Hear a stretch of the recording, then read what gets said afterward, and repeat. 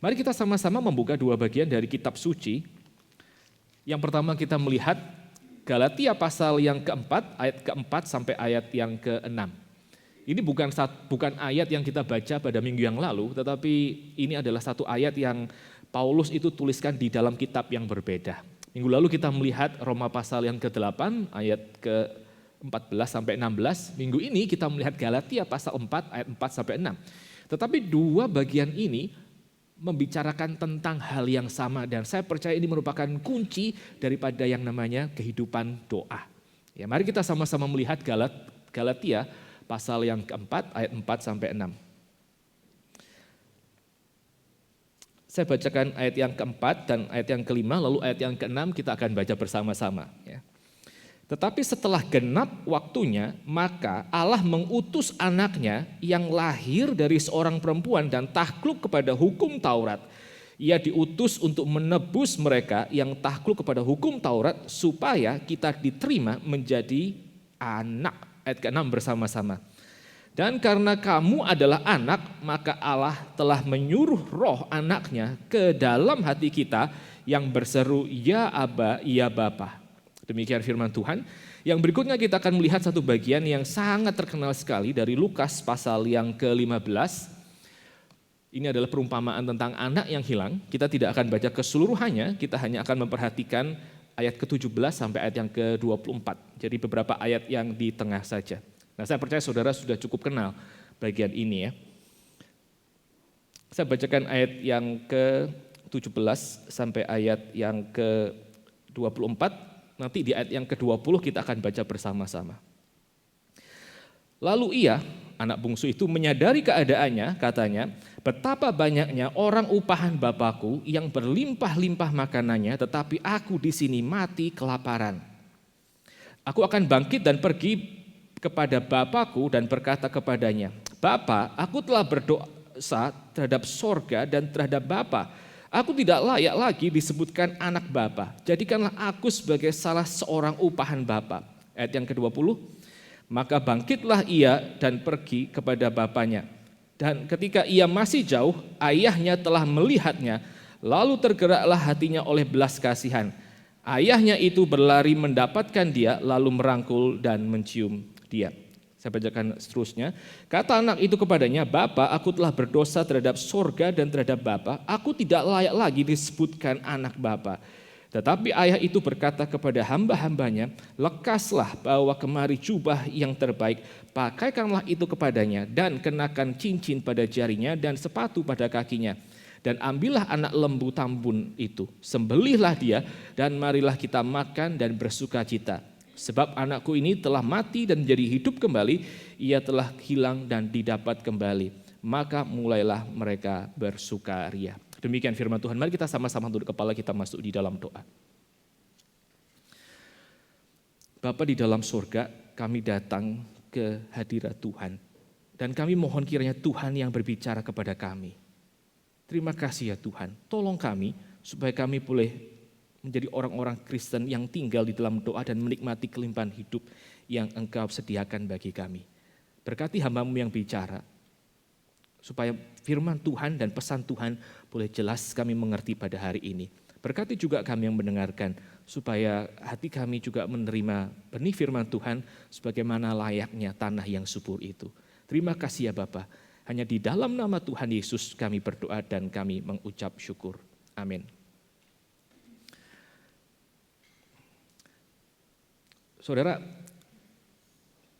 minggu ini saya mungkin akan ulangi beberapa hal yang saya katakan pada kesempatan yang sebelumnya, pada hari Minggu yang lalu.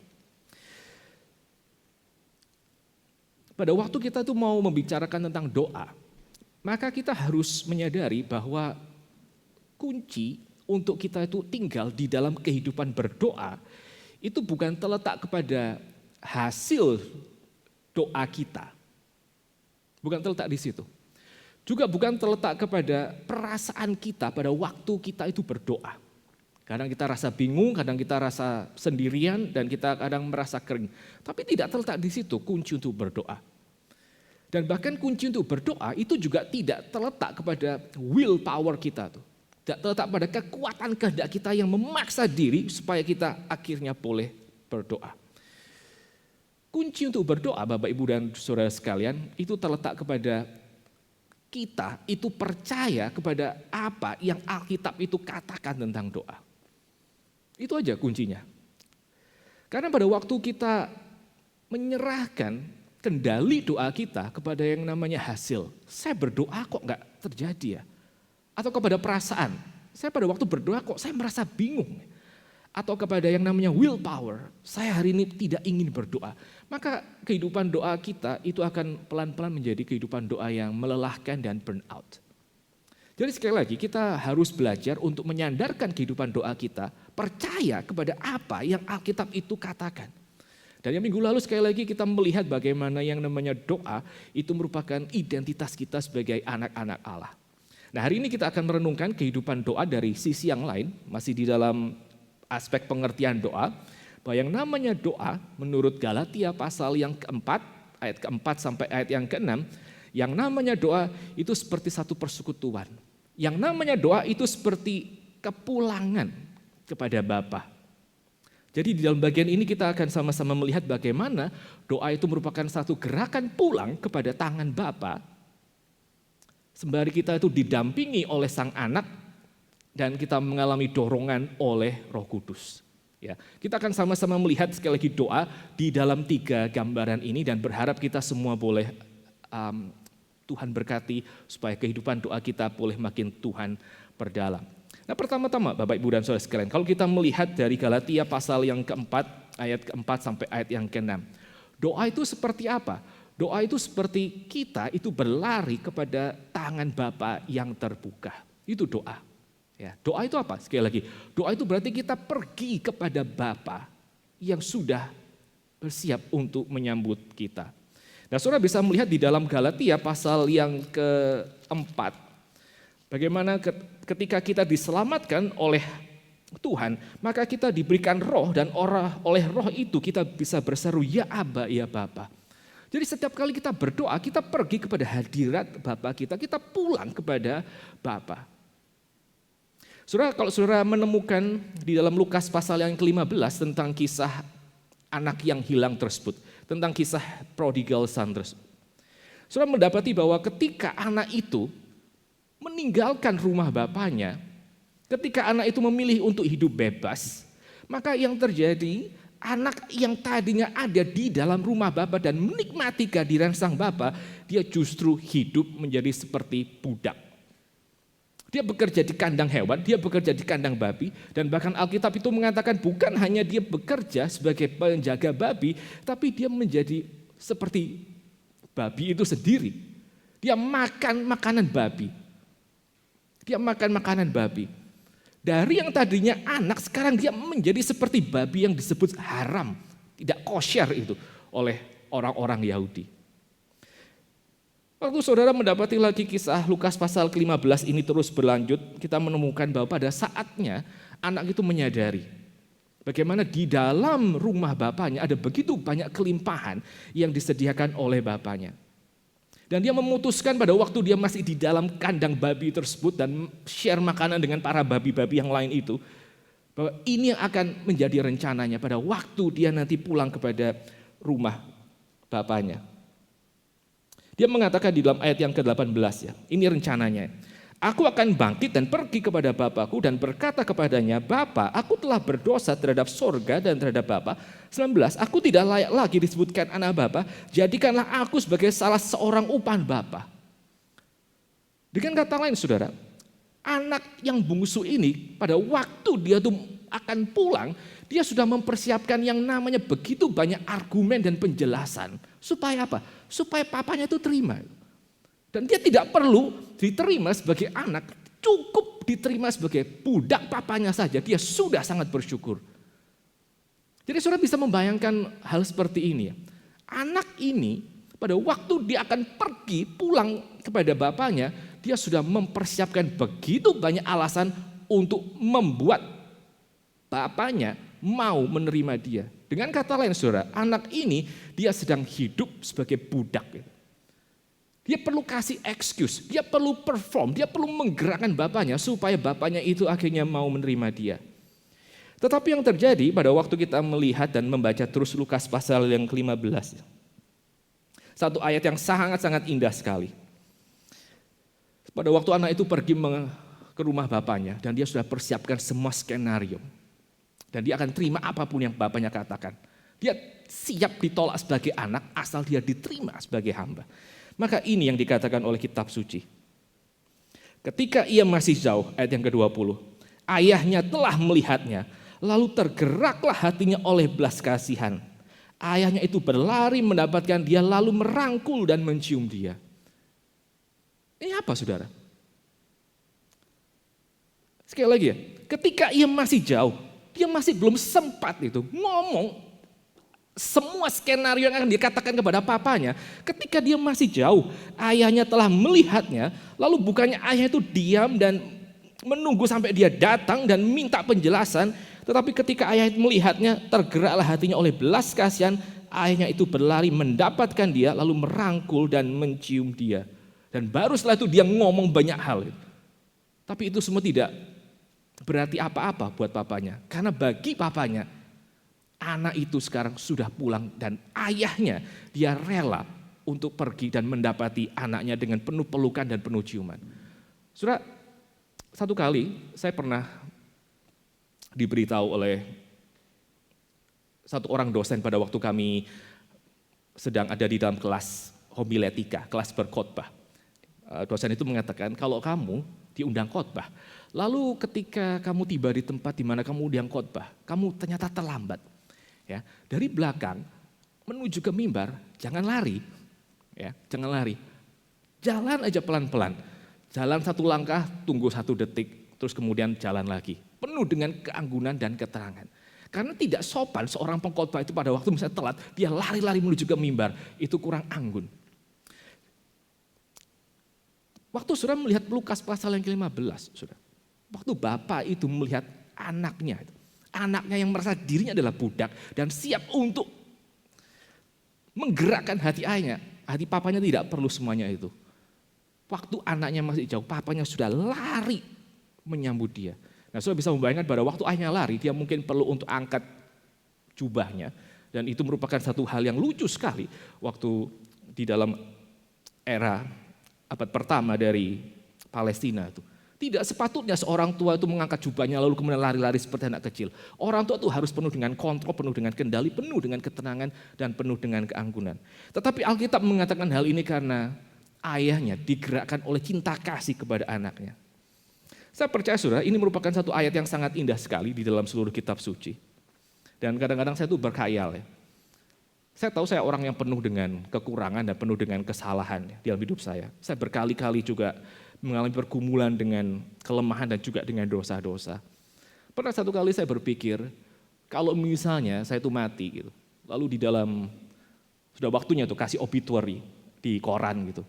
Saya mau kasih ayat apa gitu. Saya pikir saya nggak akan kasih, kalau saya boleh pilih gitu. Saya tidak akan minta supaya ditulis ayat, aku sudah mengakhiri pertandingan dengan baik. No, I fail so many times di dalam pertandingan saya, di dalam race saya jatuh berkali-kali. Kalau saya kemudian ditanya, saya mau taruh apa di dalam iklan di koran gitu. Saya pikir saya akan taruh ayat Lukas pasal ke-15 ayat yang ke-20. Waktu anak itu masih jauh, maka ayahnya telah melihatnya, lalu tergeraklah hatinya oleh belas kasihan dan ayahnya berlari mendapatkan dia. Kalau saya ditanya, mungkin saya akan pakai ayat itu untuk iklan kematian saya sendiri. Bahwa saya waktu masih jauh, tetap diterima, diperlakukan dan dikasihi sebagai anak. Saudara, waktu kita melihat bersama-sama Lukas pasal yang ke-15 ini, maka Lukas pasal ke-15 meskipun dia tidak bicara secara khusus mengenai doa, tetap pada waktu kita melihatnya di dalam terang seluruh kitab suci yang bicara tentang doa, maka Lukas pasal yang ke-15 dia memberikan satu penghiburan bahwa kita pada waktu berdoa kita datang bukan kepada hakim yang akan menghukum kita, tapi kepada Bapa kita sendiri. Dan sama seperti anak ini, waktu masih jauh, waktu kita tuh tidak tahu mau ngomong apa, Maka Alkitab mengatakan pada waktu kita bahkan ingin untuk berjumpa dengan Bapa kita, dia sudah berlari untuk mendapatkan kita. Itu apa? Itu gambaran doa. Itu gambaran doa. Saudara, pada waktu saudara melihat bersama-sama sekali lagi, kita kembali ke Galatia pasal yang keempat. Di sana dikatakan pada waktu kita menjadi anak, kita diberikan roh anak itu untuk memanggil kepada Bapa, Aba. Yang artinya Bapa. Apa artinya panggilan Aba atau panggilan Bapa itu? Yang pertama-tama saudara, waktu kita merenungkan panggilan Aba, panggilan Bapa, maka yang pertama-tama panggilan Aba ini merupakan satu panggilan yang bersifat sangat primal itu. Itu sangat, boleh dikatakan sangat instingtif yang bisa dikerjakan oleh seorang anak. Kita panggil Aba, panggil Bapa, itu merupakan sekali lagi panggilan yang sangat-sangat instingtif. Maksudnya apa? Nah, kemarin waktu saya mempersiapkan khotbah di dalam bagian ini, saya coba sedikit ya riset kecil-kecilan lah lewat Google. Lalu saya mendapati bahwa untuk seorang bayi, di dalam kehidupan seorang bayi, maka para bayi itu sangat lumrah untuk mereka membuat suara yang berbunyi A. Ya. A itu adalah satu suara yang sangat natural yang dikeluarkan oleh seorang bayi. Sehingga tidak heran maka kadang-kadang kata-kata pertama yang diucapkan oleh bayi itu apa? Dada, papa, mama. Karena memang A itu satu bunyi yang sangat-sangat natural. Nah, kenapa bunyi A itu merupakan bunyi yang paling gampang diucapkan oleh seorang bayi? Karena untuk membuat bunyi A, maka tidak diperlukan hal yang terlalu sulit, tidak diperlukan koordinasi otot yang terlalu rumit. Saudara bisa membayangkan ya, waktu kita ngomong A, maka lidah kita tetap di dalam kondisi rileks, kita cuma perlu buka mulut dan kita hanya perlu keluarkan sedikit nafas. Udah jadi deh A. Dan itulah kenapa saudara, kata-kata pertama dari bayi itu kebanyakan pakai bunyi A. Papa, mama, dada, juga termasuk apa? Aba. Jadi pada waktu kita merenungkan panggilan Aba ini merupakan satu panggilan yang bersifat primal, bersifat instingtif, saudara, bersifat instingtif. Tidak diperlukan usaha yang terlalu sulit untuk kita bisa memanggil Aba gitu. Bahkan Alkitab mengatakan sebelum kita mengambil Aba pun dia sudah berlari untuk mendapatkan kita. Yang berikutnya, bukan hanya panggilan Aba, ini merupakan satu panggilan yang instingtif. Kalau kita adalah anak gitu, kita akan berseru Aba secara primal, secara instingtif. Yang kedua, panggilan Aba itu juga panggilan yang bersifat bukan hanya instingtif, tapi juga intim. Juga intim.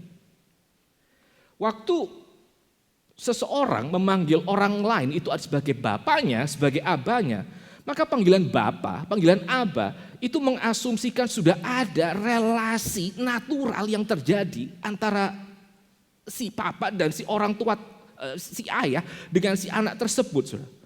Kita tidak bisa panggil bapak kepada sembarang orang gitu kan. Kita panggil, ada orang di jalan terus kita panggil pak gitu. Bapakmu bukan bapakmu. Ya. Panggilan ayah gitu, aba, itu mengandaikan bahwa sudah ada relasi yang terjadi. Sudah ada apa? Sudah ada covenant yang terjadi antara dua orang tersebut. Dan itulah kenapa saudara, di dalam kondisi-kondisi di mana keluarga itu hancur, maka di mana terjadi situasi di mana seorang ayah itu meninggalkan anak-anaknya misalnya. Maka luka yang terjadi yang dialami oleh seorang anak itu sedemikian dalam. Karena apa? Karena panggilan ayah itu mengasumsikan ada relasi yang dalam dan relasi yang natural diberikan di sana. Itulah kenapa juga saudara, waktu saudara itu punya anak kecil, ya, waktu punya anak kecil, maka waktu saudara itu sudah tidur jam 2, jam 3 pagi, lalu mendadak saudara mendengarkan tangisan bayi saudara. Saudara itu dengan rela hati saudara akan bangun dan saudara akan lihat kenapa bayi saya. Karena waktu bayi itu menangis dan dia mengatakan dada atau aba atau mama atau aba dan seterusnya. Maka itu merupakan satu panggilan yang intimate. Merupakan satu panggilan yang intimate. Lalu kemudian yang ketiga saudara, panggilan aba itu bukan hanya berarti ini merupakan satu panggilan yang paling primal, yang paling mudah diucapkan, panggilan yang intim yang mengasumsikan ada relasi cinta kasih di antara keduanya. Tetapi panggilan aba ini juga berarti merupakan satu panggilan yang bersifat membebaskan saudara. Panggilan yang bersifat membebaskan, Aba itu membebaskan. Karena itu berarti apa? Karena itu berarti kalau kita bahas tentang doa, maka itu berarti tidak diperlukan satu teknik tertentu untuk kita berdoa kepada Tuhan. Tidak diperlukan satu metode tertentu supaya doa kita itu didengarkan oleh Tuhan. Tidak diperlukan satu pendekatan tertentu supaya Allah itu menyendangkan telinganya dan memperhatikan doa kita itu.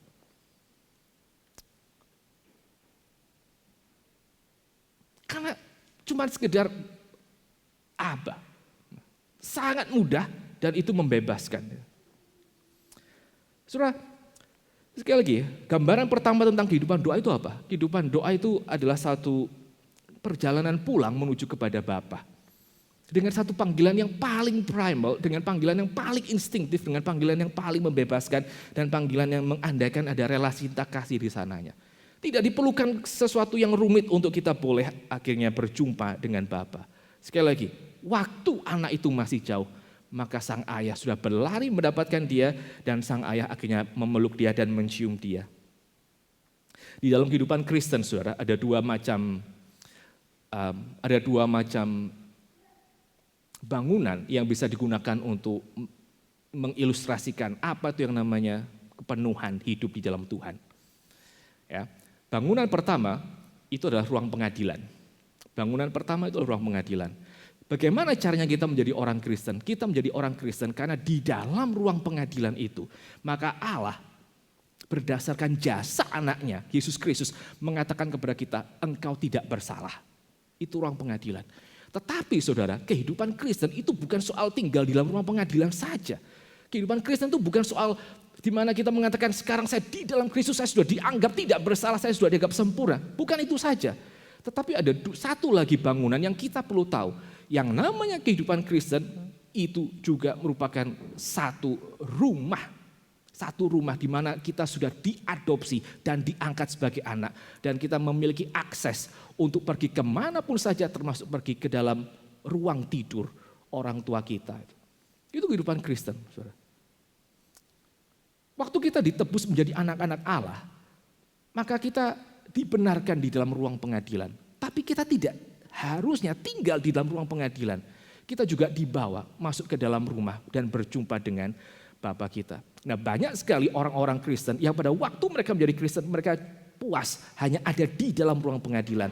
Tanpa mereka pernah mengalami yang namanya pulang dan dipeluk dan diterima oleh Sang Bapa. Nah, kalau kita menjadi orang-orang Kristen yang hanya tinggal di dalam ruang pengadilan saja, saudara, maka berapapun tahun kita menjadi orang Kristen, kita tidak akan pernah betul-betul mengalami apa itu yang namanya dipenuhkan dan diisi oleh cinta Tuhan di dalam hari-hari hidup kita. Itu gambaran yang pertama tentang kehidupan doa. Kehidupan doa itu seperti pulang kepada tangan Bapa yang menyambut kita dan memanggil dia Aba. As simple as that. Lalu hal yang kedua, saudara. Hal yang kedua tentang kehidupan doa dari gambaran yang diberikan oleh Galatia pasal yang keempat, ayat yang keempat hingga ayat yang keenam. Kehidupan doa itu seperti kita ditemani dan didampingi oleh sang anak berjalan menuju kepada rumah Bapa. Nah, saudara, kalau saudara itu adalah seorang duta besar dari satu negara, lalu saudara ingin untuk secara resmi melayani sebagai duta besar negara tersebut di dalam kerajaan Inggris, maka saudara perlu untuk berjumpa dengan King Charles, Raja Charles, lalu saudara perlu untuk menyerahkan surat kepercayaan yang diberikan oleh negara asal saudara kepada Raja Charles. Nah, tidak mudah saudara untuk berjumpa dengan Raja Charles, karena yang saya tahu kalau saudara adalah duta besar, saudara datang kepada istana Buckingham Palace, maka saudara tidak langsung bisa masuk dan menjumpai sang raja. Ya. Akan ada penjaga-penjaga dari Buckingham Palace yang akan memeriksa saudara, yang akan melihat apakah saudara punya appointment dengan sang raja dan saudara harus tunggu di luar. Lalu setelah penjaga-penjaga tersebut memastikan, oke, saudara adalah duta besar dan saudara punya appointment dengan sang raja hari ini, maka saudara dipersilakan masuk ke dalam istana Buckingham. Di dalam istana Buckingham, pada waktu saudara sudah dipersilakan masuk, saudara juga tidak bisa pergi ke sana kemari lalu kemudian buka-buka kamar setiap pintu lalu saudara tanya, kemana Raja Charles gitu. Itu nggak bisa, saudara. Saudara akan dijumpai oleh seorang pejabat di dalam Buckingham Palace dan dia akan mengkonfirmasi sekali lagi appointment saudara dan setelah itu dia akan memberikan kepada saudara briefing singkat bagaimana saudara nanti berjumpa dengan sang raja. Apa yang harus saudara kerjakan? Apakah saudara misalnya mesti courtesy dulu, mesti tunduk dulu kepada sang raja? Lalu apakah saudara harus menunggu sang raja mengulurkan tangannya? Bagaimana saudara nanti setelah bicara saudara akan pergi? Apakah selesai bicara saudara langsung membalikkan badan atau apa? Saudara akan di briefing dulu oleh siapapun yang akan bertugas untuk membawa saudara menemui sang raja. Sampai akhirnya ketika saudara berjumpa dengan sang raja, maka saudara juga hanya diberikan waktu beberapa saat. Setelah itu selesai dan saudara dipersilakan untuk keluar lagi. Itu adalah seorang ambasador, duta besar dari satu negara yang mau ketemu dengan Raja Charles dan menyerahkan itu surat kepercayaan dari negara asal kepada sang raja. Lain halnya kalau saudara itu adalah Prince William sendiri. Saudara akan langsung bebas masuk ke istana Buckingham karena this is my home. Saudara tidak akan perlu diberikan yang namanya briefing bagaimana nanti bicara kepada sang raja. Saudara juga tidak perlu punya waktu yang sangat-sangat dibatasi untuk berjumpa dengan sang raja. Itu nggak perlu. Nah, saudara bayangkan lagi kalau misalnya Prince William gitu, dia adopt satu orang menjadi anaknya. Maka anak adopsi itu saudara akan menikmati akses yang sama dengan dirinya. Dia akan langsung masuk menuju ke dalam Buckingham Palace, lalu dia akan buka pintu yang paling penting, pintu Raja Charles, dan dia akan, saya nggak tahu deh, mungkin peluk Raja Charles lalu berkata, apa, grandpa atau apapun.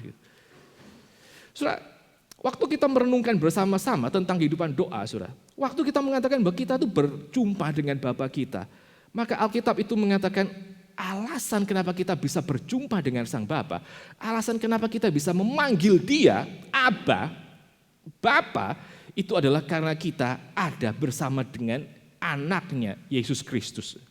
Yesus Kristus. Sehingga kita bisa memanggil Dia Bapa dan kita diperlakukan dan terima sebagai anak. Kalau saudara membaca dan saudara mempelajari doktrin Allah Tritunggal, maka saudara akan menyadari satu hal yang sangat penting ini. Ya.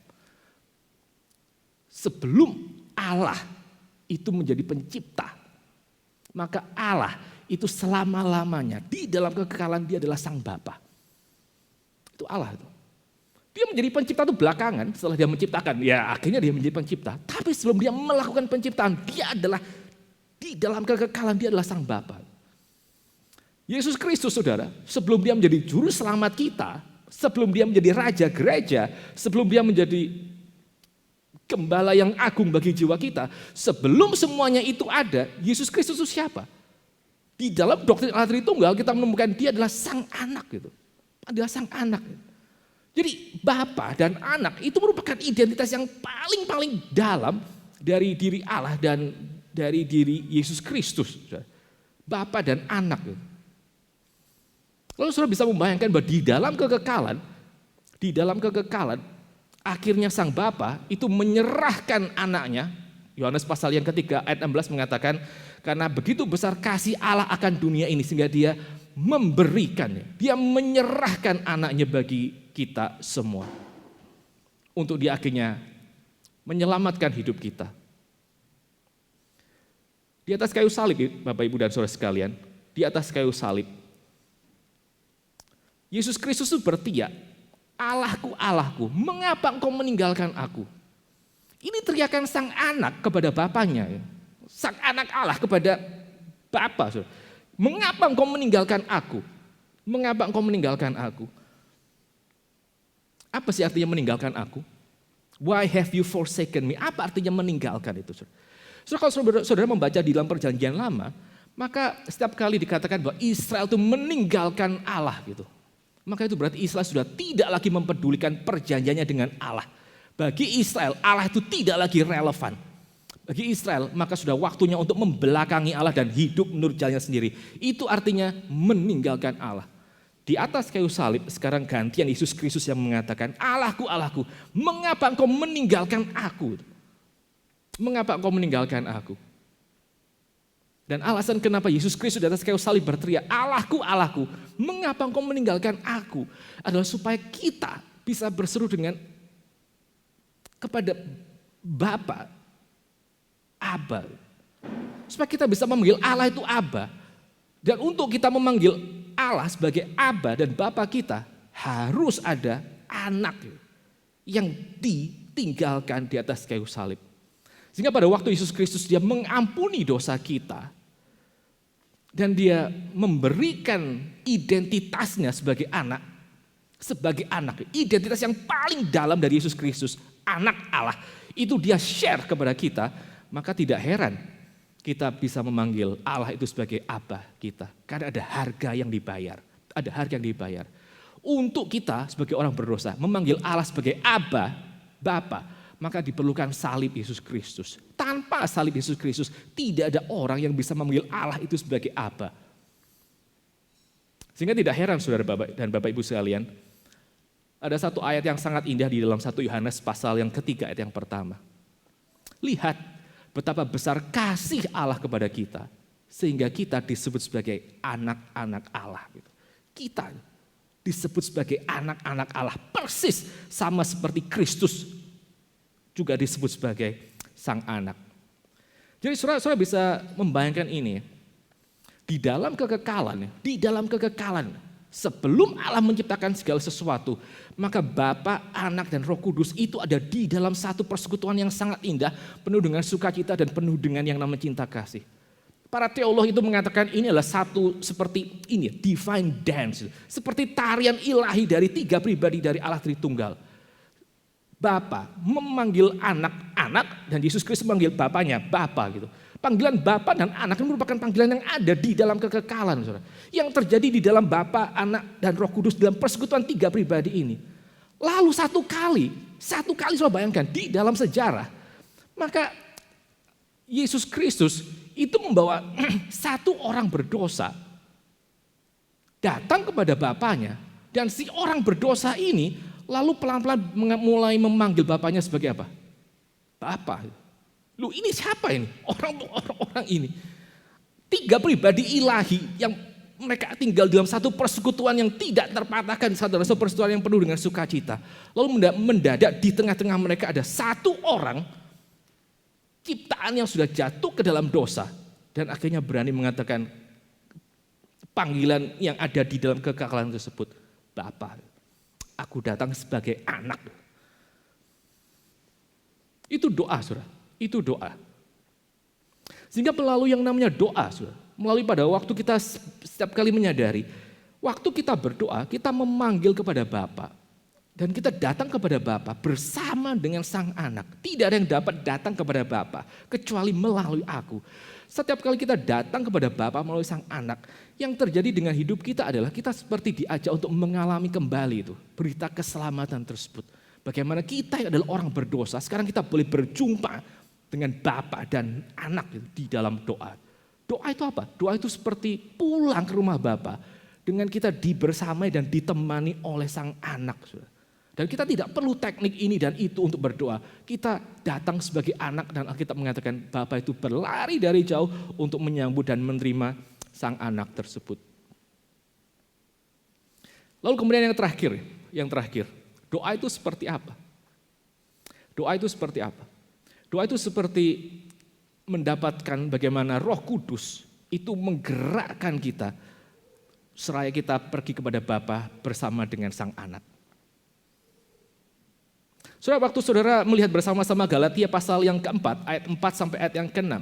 Di sana dikatakan bahwa pada waktu kita sudah menjadi anak, maka Allah itu memberikan roh anaknya ke dalam hati kita. Ia menyuruh roh anaknya ke dalam hati kita.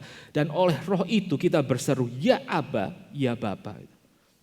Roh sang anak sudah berseru, ya Aba, ya Bapa. Dan bukankah ini yang dikerjakan oleh Yesus Kristus? Di dalam kekekalan maka sang anak berseru kepada Bapanya, Aba. Dan tidak heran pada waktu Yesus Kristus itu melayani di dalam dunia, maka salah satu hal yang dikerjakan Yesus Kristus itu apa? Ya, dia berseru Aba ya Bapa, dia berdoa semalam-malaman saudara. Dia berdoa semalam-malaman, karena apa? Karena dia adalah sang anak gitu. Dia adalah sang anak yang dikerjakan oleh Yesus Kristus. Alasan kenapa Yesus Kristus itu bisa semalam-malaman berdoa kepada Bapanya, alasan kenapa dia masih berdoa kepada Bapanya di atas kayu salib, bahkan di dalam nafas yang terakhir dia masih bisa mengatakan, Ke dalam tanganmu kuserahkan nyawaku. Ya Bapa, karena apa? Karena kehidupan doanya itu merupakan cerminan dari apa yang dia senantiasa kerjakan di dalam kekekalan. Dia berseru, Aba, ya Bapa. Dan roh sang anak itu diberikan ke dalam hati kita. Ke dalam hati kita. Sehingga pada waktu Bapak Ibu dan Saudara sekalian, so bayangkan ini ya. Waktu kita tuh berdoa kepada Bapa, lalu kita datang kepada Bapa bersama-sama dengan sang anak, saudara. Bukankah itu berarti kita itu sedang berbicara kepada Allah, didampingi oleh Allah, dan di dalam dorongan dari diri Allah sendiri. Pada waktu kita itu digerakkan oleh Roh Kudus untuk berbicara di dalam doa. Dan kalau itu adalah satu beban yang memang Tuhan itu letakkan di dalam hati kita untuk berseru, ya Aba ya Bapa. Lalu kemudian kita di dalam doa kita berkata-kata sesuai dengan kehendak Tuhan. Bukankah akhirnya di dalam doa itu mungkin bukan kita yang secara aktif mengatakan hal-hal kepada Tuhan, tapi kalau sudah melihat gambaran seperti ini, saudara, jangan-jangan di dalam doa, saudara, justru kita itu yang diberikan kesempatan untuk kita tuh eavesdropping gitu, untuk kita tuh nguping apa yang dikatakan oleh Allah Roh Kudus kepada Allah Bapa sambil kita datang bersama dengan Allah Anak. Gitu. Kalau Roh Kudus itu ada di dalam hati kita dan dia menggerakkan kita berdoa dan itu beban yang dari Tuhan, saudara. Bukankah akhirnya di dalam doa itu, saudara, kita ini ngapain? Kita ini diberikan kesempatan untuk mendengarkan pembicaraan gitu. Di dalam diri Allah sendiri. Bukankah doa itu akhirnya bukan lagi hanya sekedar menjadi satu aktivitas religius belaka, tapi doa itu merupakan satu persekutuan. Satu perjalanan pulang menuju kepada rumah Tuhan bersama dengan anaknya dan digerakkan oleh Roh Kudus. Di dalam doa itu, kalau kita datang kepada Bapa kita, memanggil dia Aba, di dalam nama sang anak itu, dan digerakkan oleh Roh Kudus, bukankah itu kita seperti, sekali lagi ya, diberikan privilege untuk kita berpartisipasi dalam kehidupan diri Allah sendiri. Itu doa, saudara. Itu doa. Dan kalau kita menangkap bagian ini, saudara, kita akan menyadari bahwa tidak peduli itu. Waktu saya itu berdoa, hasilnya apa? Kalau boleh cawan ini lalu, kalau tidak, thy will be done. Kita tidak peduli hasilnya apa. Waktu kita berdoa, kita tidak digerakkan oleh perasaan kita. Perasaanku hari ini sangat kacau dan sangat berat itu. Dan kita tidak digerakkan hanya semata-mata oleh willpower. Waktu kita menyadari bahwa yang namanya doa itu apa? Doa itu adalah identitas kita minggu lalu. Tapi yang hari ini kita mau belajar, doa itu merupakan apa? Doa itu merupakan satu persekutuan dengan setiap pribadi dari diri Allah Tritunggal itu. Itu doa, saudara. Itu doa. Waktu saudara menangkap bagian ini, saudara akan terus mau untuk belajar berdoa. Tidak peduli hasilnya apa, tidak peduli perasaan saudara hari itu seperti apa, dan tidak peduli misalnya seberapa lemah hari itu saudara ingin berdoa. Yang penting apa? Yang penting saudara datang sebagai anak kepada Bapa, didampingi oleh Allah Putra dan digerakkan oleh Allah Roh Kudus. Kadang-kadang saudara, minggu ini, waktu saya berdoa, satu kadang-kadang nggak tahu mau ngomong apa itu.